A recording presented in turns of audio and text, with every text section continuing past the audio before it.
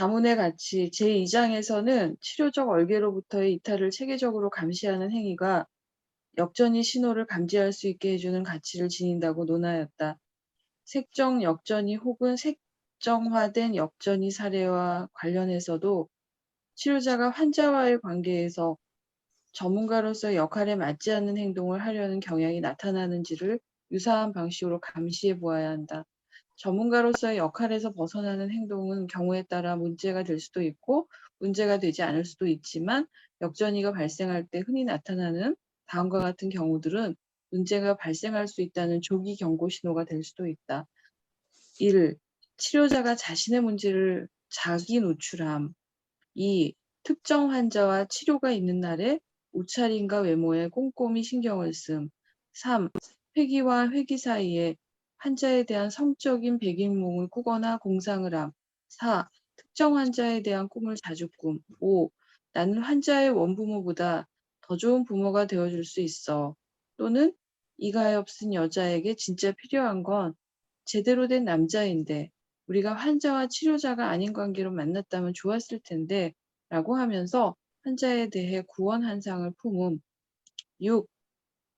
강력한 성애적 전이 감정에 직면하는 압도당하는 느낌이나 불안감을 느낌. 이 중에서 한 가지 이상의 현상이 나타나면 치료자는 유능한 동료에게 자문을 요청하는 것을 진지하게 고려해 보아야 한다. 이에 대해 채식은 치료를 시작하기 이전에 자문을 구할 만한 훌륭한 치료자 목록을 마련해 두고 환자와 사랑에 빠지고 있다는 조짐이 보이는 순간 바로 자문을 구하겠다고 결심하는 전략을 제안했다. 이와 같은 내적 결심의 필요성은 상사병에 걸린 치료자가 감정의 여운에만 심취한 채 아무것도 하지 못할 때가 많다는 점을 반영하고 있다. 더욱이 상사병이 치료자를 장악해버리면 동료의 자문이 귀에 들어오지 않을 정도로 상황이 진행되며 그 후에는 이미 돌이킬 수 없는 사태에 이르기도 한다. 치료자와 자문가가 힘을 모아 역전이를 이해하기 위해 노력하면 환자가 바라던 광채는 보통 사그라진다. 자문가는 분석 작업을 수행하는 치료자의 자아가 일시적으로 휘청이는 상황 속에서 보조자의 역할을 그리고 초자의 역할도 수행해준다. 또한 환자의 전이가 내뿜는 열기로부터 자유로운 객관적인 제3자는 치료자로 하여금 색정화의 복합적인 의미와 다양한 선택의 논리적 결과들을 심사숙고해 볼 수 있도록 도와준다. 어떤 상황이 반복되고 있는가? 환자가 치료자에게 어떤 존재가 되었는가? 치료자는 환자에게 어떤 존재가 되었는가? 회기가 끝날 때마다 치료자가 환자에게 포옹을 해주기로 한다면 어떤 결과가 일어날 것인가? 치료자와 환자의 성적 욕망이 담겨있는 자기 파괴적이고 공격적인 요소들은 자문가에게 도움을 요청하는 순간 명백해질 때가 많다. 자문가는 판단을 배제한 개방적 태도를 견지함으로써 도움을 줄 수 있다. 치료자의 역전이 환상에 대해 단도직입적으로 물어보는 것도 흔히 편안한 분위기를 조성하는 데 도움이 된다. 치료자가 스스로 가장 드러내고 싶지 않은 갈망과 소망을 자문가와 공유해보고자 많은 노력을 기울일수록 자문 과정은 더욱 생산적이고 효과적으로 진행될 수 있다. 좋습니다. 여기서는 자문이라고 얘기를 해도 컨설테이션인데 이분은 뭐라고 할까 슈퍼비전이라는 개념보다는 자기 동료들과의 컨설테이션 중심으로 설명하고 있지요. 이분들이 오래 정신치료를 하신 분들이니까 자기 동료 중에 명망 있는 분들을 자기의 컨설턴트로 사용하는 것이 필요하다는 얘기를 지금 하고 있죠. 근데 컨설테이션은 여러 종류겠죠. 1대1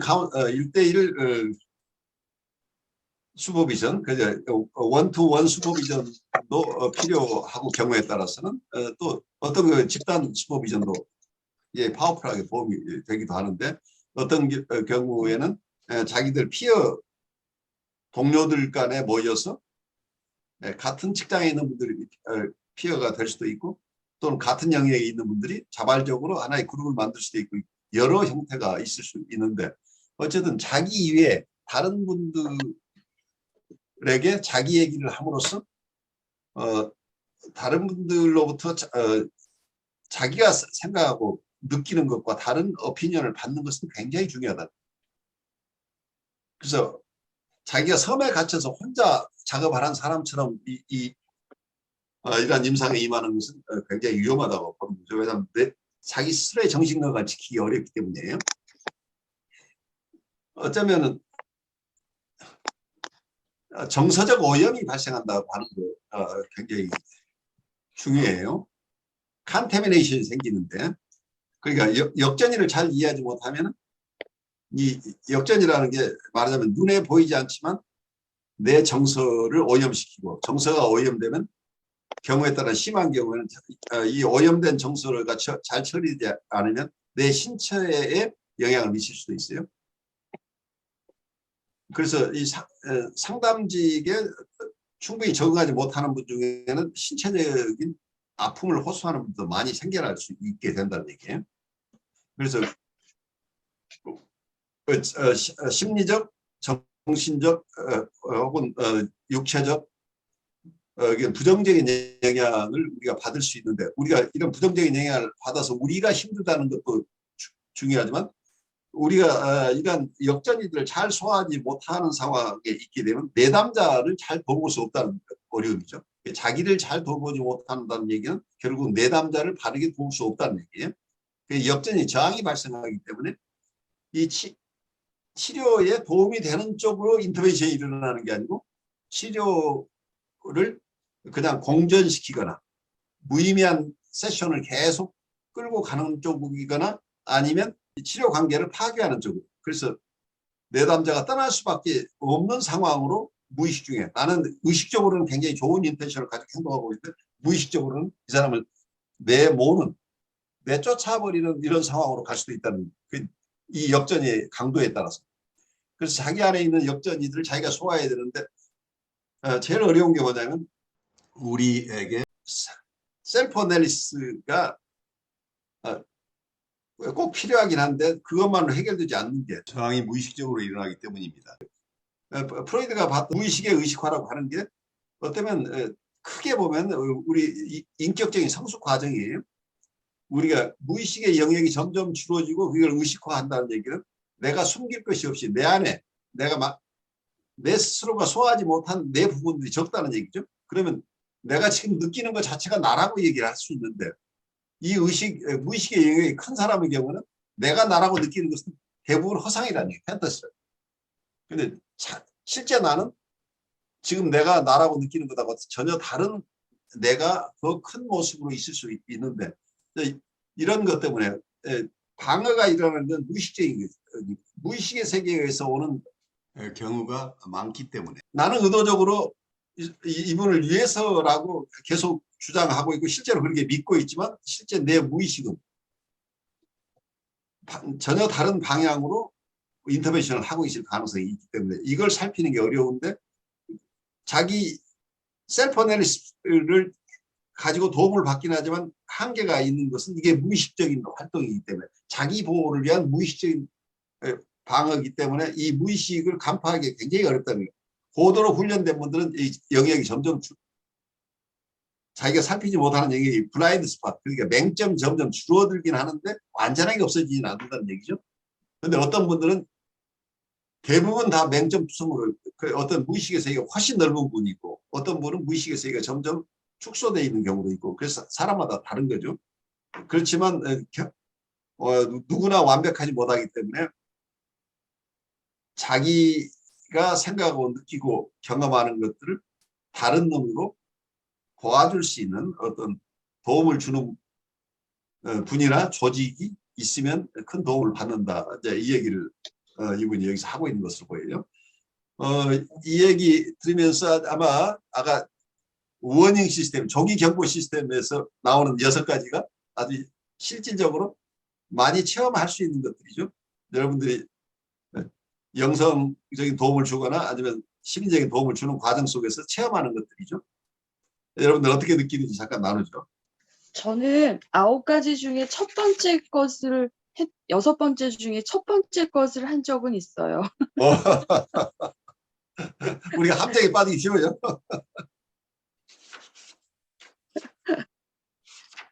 제가 소금빵을 좋아하거든요. 근데 이제 환자가 무슨 얘기를 하다 소금빵 얘기를 했는데 저도 그걸 참 좋아한다고 뭐 그런 얘기를 한다거나 참 뭐 기타 등등 그 정도 수준에서 음 근데 이게 참 무슨 일인지. 근데 또 조이닝 기법으로 하면은 뭐 어느 정도는 필요하지 않을까 싶기도 한데. 그러니까 그것이 꼭 다 잘못된 것은 아니에요. 그런데 우리가 인터벤션으로 하는 이게 이분에게 도움이 된다고 판단해서 하는 건 괜찮은데 대부분 우리의 방어들은 무의식적으로 나오는 거니까 우리가 성찰하지 않은 속에서 실제 도움이 안 되는 얘기들이 일어날 수 있어요. 그러니까 저분이 그건 정말 경계해야죠. 네. 그걸 경계해야 된다는 얘기예요. 경계해야죠. 아니, 내남자가 와가지고는 치료자에게 자기 노출하도록 무의식적으로 유도하는 사람도 있다는 거예요. 그게 프로젝티브 아이덴티피케이션이에요. 거기에 걸려들면 이게 역전이 저항이 생긴다는 얘기예요. 그러니까 그 사람이 어떤 게 그 프로젝티브 아이덴티티를 통해서 우리를 선생님 경험을 털어놓도록 이렇게 만들어내는 거가 일어나죠. 저분이 의식적이고 무의식적이고. 직접적으로 질문하는 사람도 있어요. 그렇죠. 근데 이제 그러면 누구씨는 어떤데요? 다시 이렇게 또 돌아가야 되는데 이게 자꾸 반복되니까 어떨 때는 그게 왜 그렇게 궁금했을까 이렇게 물어볼 때도 있었어요. 그러니까 중요한 것은 이 세션은 톡 테라피라고 얘기를 일반적으로 하는데 톡 테라피가 잘 안 되는 경우에도 이모션 커뮤니케이션 하거나 어쨌든 이야기를 하는 것은 상담자가 권리가 이야기할 수 있는 권리가 있는 게 아니고 내담자가 이야기할 권리가 있고 내담자가 허용하는 범위 그리고 내담자에게 도움이 되는 범위에서만 우리가 인터뷰를 한다는 게 아주 기본적이에요. 근데 어떨 때는 이분이 나하고 내가 체험하고도 굉장히 비슷한 체험 얘기를 하면 나도 내 얘기를 하고 싶어져요. 경우에 따라서는. 그런데 이런 충동에서 벗어나야 된다. 그리고 저분이 은연중에 나로 하여금 내 과거 히스토리를 얘기하도록 압력을 넣는 의식적이건 무의식적이건 이제 이런 상황에서도 특별하게 내가 아까 강 박사님 얘기대로 조인한다는 공감해 준다는 입장에서 일정한 코멘트를 하는 것은 그 인터벤션으로 좋은데 내 무의식 중에 그냥 그 페이스에 말려서 내 얘기를 막 하기 시작한다면 이건 역전이 저항에 걸리는 케이스죠. 이 상담에 도움이 되지 않는데 괜히 내 얘기만 자꾸 길어지는 결과가 될 수도 있는 거죠. 그래서 그런 경우에 아까 이은숙님 말씀하신 대로 대부분 이분이 질문을 해오는 경우에도 의식적으로 다가오는 경우에도 질문으로 되돌려줘서 이분이 나한테 질문하고 있지만 사실은 자기한테 하고 싶은 얘기가 많은 경우가 대부분이에요. 근데 그 얘기를 무슨 말부터 어떻게 해야 될지 그리고 잘 받아들일지 모르니까 우리한테 공을 넘겼는데 그 공은 자기한테 다시 토스해달라는 경우일 수도 많은데 자기가 그냥 차고 놀아버리는 경우가 생긴다. 공을 한 번 준 것은 자기한테 다시 되돌려달라는 얘기인데 그 얘기를 못 알아듣고 자기가 계속 그 공 가지고 놀아버리면 이 사람은 어떻게 되겠어? 자기 얘기를 굉장히 길게 하고 있다고 한다면 문제가 된다. 벌써. 정말 상담에서 너무나 많이 비일비재하게 일어나는 일들. 근데 저는 오늘 170쪽에 질문이 몇 개 있잖아요. 네. 어떤 상황이 반복되고 있는가? 환자가 치료자에게 어떤 존재가 되었는가? 치료자는 환자에게 어떤 존재가 되었는가? 이 말이 저는 오늘 완전히 아까 첫 번째 상담하고 다 드롭된 케이스들을 생각하면서 읽었어요. 근데 이거는 좀 냉정하게 진짜 전문가라면 내가 항상 치료 관계에서 이 질문을 계속 해야겠구나 이런 생각이 드는 질문입니다. 아주 어떤 중요한 화두들이에요. 그러니까 항상 이게 한 번에 통과되는 게 아니고 계속해서 이런 상황은 반복되니까 이러한 질문들은 항상 우리가 품고 있어야 된다는 얘기죠. 이게 성찰의 도구들이죠. 근데 그 아까 6가지 중에서 5번이 상당히 그런 경험을 하는 사람들의 이야기가 많이 나오는 것 같아요. 나는 환자의 원부모보다 더 좋은 부모가 되어줄 수 있다 하면서 뭐 구원환상을 품음이 이렇게 돼 있는데 그 이게 사실 상당히 무의식적으로 등장할 그, 수 있어요. 그러니까요. 제가 의식은 안 한다고 해도 무의식적으로. 굉장히 강렬한 거죠. 굉장히 유혹적이고. 제가 어떤 그 20대 여성 환자, 꽤 오래 만난 환자인데 그분의 어머니와 함께 자리할 수 있는 기회가 있었는데, 어머니 때문에 스트레스 상당히 받는 여성 환자인데, 이렇게 둘이 앉아서 있는데 엄마가 이제 자꾸 얘기를 하시는 거예요, 막. 근데, 어떤 느낌이 드냐면, 나쁜 엄마, 좋은 엄마, 막 그런 거 있잖아요, 왜. 그렇죠. 분열시켜 놓고 있는 그래서, 경우인데. 네, 이 엄마도 나를 견제하는 거예요, 알게 모르게. 서로 경쟁 관계에 지금 있는 거예요. 라이벌리가 형성된 네네네. 거죠. 네, 그래서 저를 굉장히 쎄하게 처음에는 막 밀어붙였어요. 막 그냥 막 신경질도 내고 막 이렇게 막, 난 그런 줄 알고 왔는데 막 이러면서. 근데 그거를 이제 수용하면서 이렇게 들으면서 이게 저도 막 당황스러워가지고 버버버버 하고. 근데 이 부모를 앞에 두고 나는 너보다 더 유능한 엄마야. 이걸 전달했다간 큰일 나거든요. 바로 끝장나는 거예요. 끝장나는 거죠. 그래서 제가 아무것도 준비되지 않은 상태였어요. 그 다혈질의 엄마가 왔는데 제가 얼마나 당황스러웠겠어요. 이미 들어 알고 있는. 근데 제가 조심한 거, 내가 너보다 더 좋은 부모가 될 수 있어. 엄마가 될 거야. 대해줄게. 이걸 전달하지 않기 위해서 저는 극도로 경계를 그런 느낌. 예. 그 경우에서는 어머니의 무의식의 조인이 굉장히 중요해요. 어머니가 네네네. 좋은 엄마가 되고 싶어하는 무의식 있잖아요.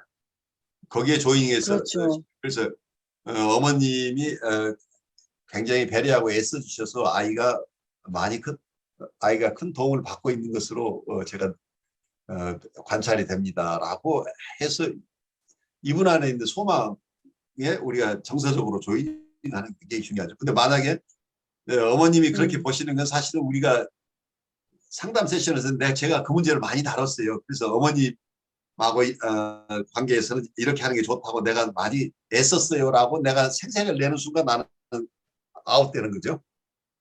어, 어쨌든 그거를 전달하지 않으려고 정말 조이닝 하느라고 무지무지 고생했는데, 어쨌든 그 어머님은 가셨고, 그런데 그 사이에서 제가 참 따님은 질질질질 울고 있는데 엄마 때문에 답답해서 미치겠다고. 그래서 참 이 치료자의 그 상황 판단이나 순간순간의 그런 어떤 그 워딩이 너무 이게 중요해서 저도 순간순간 끝나고 나면은 진땀이 나요. 그러니까 이런 내담자들은 대부분 보드라인에서 이분들이 심리적으로 분열되어 있는 건 심리 내적으로 좋은 엄마, 나쁜 엄마, 극단적으로 좋은 엄마, 극단적으로 나쁜 엄마가 있기 때문에 현실 속에서는 보통 치료 속에서는 같은 내담자에게 어느 날은 좋은 대상을 투사하고 어느 날은 나쁜 대상을 투사를 해요. 그러니까 우리가 스테이블한 전이 관계가 형성되지 않기 때문에 과거에 프로이디언들은 이런 환자 치료 못한다고 했던 거예요. 그러니까 스테이블한 전이가 일어나지 않고 들쑥날쑥이니까 오늘은 좋은 사람 됐다가 좋은 사람으로 우리를 보다가 다음날은 아주 형편없는 사람을 평가절하를 하고 이런 것들이 일반적인 치료 과정에서 어렵다, 치료 동맹이 안 일어난다 이렇게 봤는데 이분들은 이제 그러니까 같은 상담자에 대해서 이렇게 뭐라고 할까 분열된 어떤 대상들을 계속 교차하면서 투사하는 경우들이 많은데 이 현상이 심한 분들은 어떻게 일어나냐면 현실 대상들을 한쪽은 이상적인 대상으로 하고 다른 쪽을 나쁜 대상으로 만들어요. 그러니까 자기 어머니는 나쁜 대상으로 어머니에게는 나쁜 대상 전혀 극단적인 나쁜 대상을 투사하고 나한테는 극단적으로 좋은 대상을 투사할 수도 있다는 얘기예요. 그럴 것 같아요. 네. 이때 내가 기뻐하기 시작하면 이제 망하는 거예요. 그 정도는 아닌 건 아는데, 그때 참 힘든 것 같아요. 힘들죠. 예. 네. 네. 그래서 그 중심을 어떻게 잡아야 되나. 관상적인 태도가 왜 필요하냐면 나를 음, 기쁘게 해줘도 그냥 평정을 유지하고 나를 공격해도 평정을 유지할 수 있어야 된다. 그러니까 이 음, 현상학적인 어프로치라는 게 이 사람은 이랬다 저랬다 하는 사람이라는 걸 우리가 그냥 바라봐줄 힘이 있어야 된다. 음, 음. 진짜 교수님, 그 바라봐 줄 수 있어야 된다라는 말씀은 너무나 철학적이고, 음. 너무나 영성적이고, 그리고 또 너무나 임상적이고, 이게 진짜 너무 많은 함축된 표현이기 때문에 참 뭐라고 표현하기가 그렇습니다. 진짜. 반성도 되고요. 이제 근데 사실 이게 그 가장 바람직한 것인데, 이 현실의 이 치료 관계에서는 참 쉽지 않은 과정이라는 겁니다. 이게. 그러니까 제가 요즘에 느끼는 게 이렇게 6 년씩 3 년씩 이렇게 오시는 분들이 '오히려 나한테 선생님이었구나.' 이런 생각이 들어요. 그렇죠. 오히려 환자분들이 감사해요, 제가 요새는. 음, 그래요. 예, 제가 '뭐라고 저렇게 이분들이 오실까.' 이런 생각이 요즘은 슬며시 고개를 들고 그렇습니다. 네. 안 그러면 몰랐을 거예요. 그러니까 페렌치가 봤던 부분이 부분적으로 사실이에요. 왜냐하면 내담자를 돌보는 과정 속에서 어떤 상호 치료가 일어난다. 음. 그러니까 우리가 맞아요. 내담자의 무의식을 만나는 과정 속에서 결국 내 무의식이 노출되기 때문에 내가 음. 내담자의 무의식의 의식화가 일어나지만 내 무의식의 의식화도 같이 일어나는 거죠. 그래서 나에게도 통찰이 생기잖아요. 음. 그래서 어쩌면 상호 치료라는 그 개념이 그걸 그런 식으로 끌고 가겠다는 게 아니라 결과적으로 보면 맞는 얘기예요. 페렌치 얘기가. 그래서 우리가 성숙하는데 내담자들이 큰 도움을 준다는 것은 그건 사실이에요. 그분들 덕분에 우리가 성장하는 거죠. 이제 교회 현장에서는 그게 상담이라고 오긴 오는데 보면은 심리적인 문제를 들고 오는데 그걸 항상 종교적인 걸 믿음이라는 걸 가지고 옷을 입혀가지고 오기 때문에 상당히 어려운 음. 딜레마에 빠지게 되거든요. 그러면은 굉장히 어렵죠. 그래가지고 이제 부모가 예를 들어서 우리 애가 신앙적으로 문제가 있어요라고 데려왔는데 보면 그 심리적인 문제예요. 그렇죠. 근데 그 심리적인 문제는 부모로부터 나왔어요, 결국은. 근데 그런 것들을 신앙적인 문제로 계속 이야기를 해야 되면서 그 두 가지가 무능해지는 게 그 뭐가 냐면은 신앙적으로 목사가 무능해져야 돼요. 무능해지는 수밖에 없는 상황이 되는 거죠. 왜냐면은 그렇죠. 심리적인 문제인데 신앙적인 걸 해결해 달라 그러니까 해결을 못 하거든.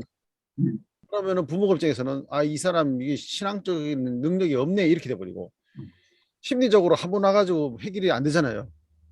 그렇죠. 해결이 안 되니까 와서 뭐 아무것도 없네 그러고 가요. 근데 거기서 해줄 수 있는 말은 그 시간을 그 계속 정기적으로 오든지 아니면은 결국은 부모가 돌보는 것밖에 방법이 없다 해가지고 뭐 별로 해줄 말이 없거든요. 그러니까 그렇게 될 때는 그 속에서 뭐냐면은 그 마음이 찝찝한 마음이 있잖아요. 야, 이게 내가 뒷소리 엄청 듣게 생겼구나. 이거 이제 그런 느낌이 딱 드는 때, 아, 차라리 안 오면 좋겠다 하는 생각이 드는데 그런 경우가 상당히 많습니다. 이게. 쉽지 않은 거죠. 그래서 능력 있는 사람 누구냐면은 그때에 딱 답을 주는 사람들. 그러고 막 소위 말하는 축귀현 귀신을 쫓아내는 그런 것 같은 있잖아요. 예. 그런 거 막 기도를 막 그렇게 해주고 보내면은 만족하고 가버리는 거죠. 아, 능력 있다 이렇게 하고. 그래서 어떻게 보면은 이게 뭐랄까 그 그런 교회 현장에서의 어떤 관상의 태도라든지 아니면 치료자의 태도를 갖고 있는 거는 치료자가 되기 위해서는 정말로 힘든 그런 심적으로 부담이 되는 그런 거를 안고 있어야 되는 상황이 돼버린 거죠. 굉장히 어렵죠. 네. 보통 그래요. 단기 상담에 익숙한 오버니제이션의 기관에서 일하시는 상담자들도 다 똑같은 압력을 받아요. 지금 목사님 말씀하신 것처럼. 뭔가 구조화를 해서 그 안에서 구체적인 예측도 하고 그리고 결과를 만들어내야 되는 생산 공정에 있는 사람처럼 이렇게 이해하는 이런 조직들이 꽤 많이 있죠. 그러다 보니 그 속에서 하나의 톱니바퀴 역할을 해줘야 되는데 그렇지 않은 롱텀 어떤 어프로치를 한다는 것이 만만치는 않아요. 말씀대로 제가 요즘 병원에서 자주 느끼는 정서예요. 프로이드가 처음에는 해석을 이성 중심으로, 리슨 중심으로 했는데 프로이드를 깊이 이해하다 보면 뭐냐면 동서양의 사조를 만났다는 얘기예요. 프로이드가 합리성, 이성 중심으로 이렇게 봤는데 자유현상을 허용하고 있다는, 프리 어소시에이션을 허용했다고 하는 것은 무슨 얘기냐면 자기의 주장이 아니라 내담자가 스스로 자기를 드러내도록 허용했다는 얘기죠. 그래서 가장 상담 쪽에서 내담자 중심의 상담을 최초로 연 사람은 프로이드예요. 근데 사람들이 그 착각을 하고 있어요. 프로이드는 그렇지 않은 것으로 보는데, 프로이드를 깊이 보면 프로이드가 내담자가 자유 연상을 통해서 자기의 무의식을 드러내도록 하고, 상담자는 이분이 호버링 어텐션을 주라고, 중립적인 태도를 취하라고 하는 얘기는 네 주장하지 말라는 얘기죠. 네 잘났다고 하지 말라는 게 숨어 있다는 얘기예요. 그러니까 우리가 합리적으로 이성적으로 판단하는 세계가 아니란 얘기예요. 무의식의 세계는 그건 합리성이 지배하지 않는 세계예요. 그러니까 무의식이 드러나도록 허용하고 있다는 것은 비합리적인 세계에 대한 존중이 포함되어 있다. 아, 합리성으로 다 잡아낼 수 없기 때문에 정신분석이 필요하다는 얘기예요. 그래서 프로이드가 겉으로 보면 합리주의만 가지고 들어온 것 같지만 사실은 무의식의 세계를 가지고 들어오면서 동서양의 사조를 융합해내고 있다고 하는 걸 이해해야 돼요. 그래서 이 무의식의 세계는 비합리성의 세계이기 때문에 비합리성의 세계가 의식의 세계를 지배한다는 것을 이해해야 돼요. 그러니까 합리성의 세계가 거죽이고 그 밑바닥에는 비합리성의 세계가 이 인간의 모습이라는 것을 이해하게 하는 거죠. 그래서 비합리성의 세계 속에 있는 맺혀 있는 것들, 억압되어 있는 것들을 적절하게 방출하도록 도와줌으로써 의식의 영역을 넓혀가는 과정이죠. 그래서 그 사람은 전체 속에서는 의식은 극히 일부분이고 무의식의 세계가 굉장히 큰데 그 무의식 속에서 문제를 일으키는 부분이 있다고 한다면 그 무의식을 의식화하는 작업을 치료 기법으로 사용했다는 얘기예요. 그런 점에서 내담자의 관계에서 내담자의 그 무의식의 부분들이 잡혀 나오는 것은 우리가 어떤 합리적인 것이 아니고 우리가 기획대로 하는 게 아니고 이 사람 무의식이 드러날 수 있도록 환경을 만들어주는 역할만 하는 거지 우리가 이 사람의 너 이 무의식을 이 뭐야 하고 우리가 집어낼 수 있는 게 아니라는 거죠. 그래서 우리가 의식적으로 이 사람을 다 우리가 컨트롤을 하거나 그러지 못하는 것을 내가 무능함으로 가져오지 말라니 그 당연한 거라니 가장 기본적인 내담자 중심의 상담을 깊이 우리가 체험할 필요가 있어요. 내담자 중심을 깊이 체험하면 드랍률이 적어져요. 왜냐하면 이 사람들이 존중받기 때문이에요. 우리가 이 사람들을 우리의 호기심에 의해서 자꾸 알아서 있을 케이스 포뮬레이션을 하는 쪽으로 너를 내가 깊이고 이해하겠다고 해서 이런 저런 질문을 막 하기 시작하면 마치 잠자리를 잡아서 날개를 뜯고 몸통을 이렇게 뒤틀어보고 해가지고 이 사람을 해부하는 것 같은 상황이 되어버려요. 그럼 이 사람은 아파서 못 견딘다는 얘기예요. 그래서 그 과정을 우리가 깊이 이해해야 돼요. 그래서 무의식에 의해서 작용되는 부분들에 대한 존중을 우리가 할 수 있는 태도가 여기서 관상적인 태도고 현상학적인 태도고 정신분석적인 태도라는 것을 우리가 깨치는 게 중요하다. 교수님의 그 말씀이 너무 위로가 돼요. 그 무의식은 비합리적인데 그걸 합리적으로 이해하려고 하니까 충돌이 일어난다. 그러니까 그거 자체가 무의식의 세계에 대한 충분한 이해가 없어서 이 생기는 일이에요. 근데 저는 어쨌든 아무것도 몰라서 그저 그 시간을 견디는 수밖에 없었던 것 같아요. 그러니까 환자분들의 그런 세계를 모르니까 그러니까 저도 모른다고 하는 게 모르고. 기본이에요. 내가 네. 안다고 하는 것 자체가 위험하다. 왜냐하면 비온이 얘기하는 이발빙 오라고 하는 게 내가 어쩌다 이 사람 아는 경우가 있지만 이 오는 자율적으로 진화해 나가고 있기 때문에 그 다음 세션은 내가 모른다는 얘기예요. 근데 지속적으로 내가 이 사람을 잘 이해해서 나는 처음부터 이 사람을 이렇게 끌고 가고 있어라고 하는 게 허무맹랑한 얘기예요. 왜냐하면 그것은 인지적으로 자꾸 이 사람을 내 틀에 맞추어서 끌고 가려고 하는 노력이에요. 이 사람은 신비체예요. 우리가 알 수 없는 거예요. 왜냐하면 이분 내 무의식의 세계가 있다고 하는 건 이 사람 스스로도 자기가 누군지를 모른다는 얘기예요. 그런데 이 사람이 자기를 모르는데 내가 어떻게 이 사람을 알아요?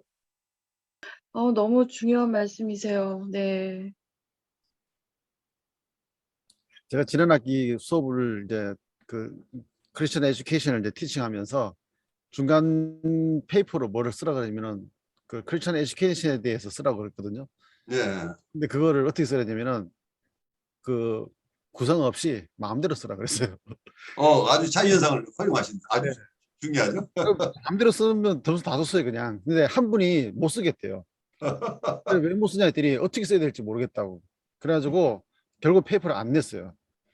그래가지고 기말까지 간 다음에 그냥 생각나는 대로 뭐든지 쓰면 된다고 그랬거든요. 그래가지고 점수를 받아야 되니까 페이지 한 3페이지 정도 마음대로 쓰라 했더니 글 못 쓴다더니 막 썼어요.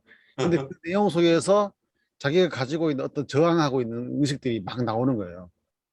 근데 원래는 그걸 처음부터 이제 중간에 한번 중간 페이퍼에 나왔으면 그 다음에 이제 그걸 이제 조금씩 잡아 나갈 수 있는 가능성이 생기는데 그거를 그 자유연상을 하라 그러니까 뭘 해야 될지 모르겠다는 거예요. 그만큼 어떻게 보면은 틀에 박힌 그런 사고를 하도록 우리는 조직적으로 그렇게 교육을 받아왔기 그렇게 때문에 훈련되어 와 있는 거죠. 예, 자유연상을 못할 뿐더러 그렇게 페이퍼 내가지고 받아준 교수가 없다 이거죠.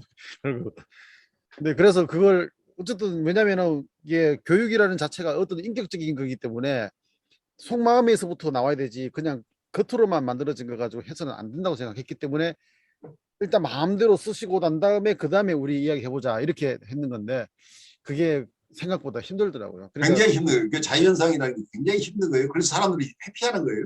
네. 그래서 선생님이 얘기해 주세요. 그래서 독재가 생기는 게 자기들은 판단하기 싫어요. 생각하기 싫고 누군가가 대신해 주길 바란다. 근데 가장 큰 원인 중에가 자유현상을 받아주는 사람이 없다는 거예요. 그게 좀 문제인 거죠. 그렇죠. 네. 안전하지 않다. 그러니까 아까 얘기한 안전의 욕구가 이게 기본적인 욕구라는 얘기예요. 그러니까 여러분들 병원에서 만나는 환자들은 대부분 안전하지 않은 사람들이에요. 그러니까 맞아요. need for security를 먼저 우선 책임져 줘야 돼요. 그러니까 너무 빨리 사람을 치료하려고 하지 말고 이 사람이 다치지 않도록 잘 보호하는 역할을 상당 기간 하셔야 된다. 우리의 욕심을 앞세우지 말고 그래요. 이 사람이 편안하게 와서 무슨 얘기를 할 수 있는 환경을 조성하게 되면 장기 환자로 변해요. 분들이 결국은. 우리가 마음을 급하게 먹으면 이 사람들이 못 견디는 것 같아요. 제가 여기를 왜 오는지 아니에요. 그래서 이제 긴장되잖아요. 그래서 왜 오시나요? 그랬더니 집에서는 일제 말을 안 하는데 여기 오면 말을 하잖아요.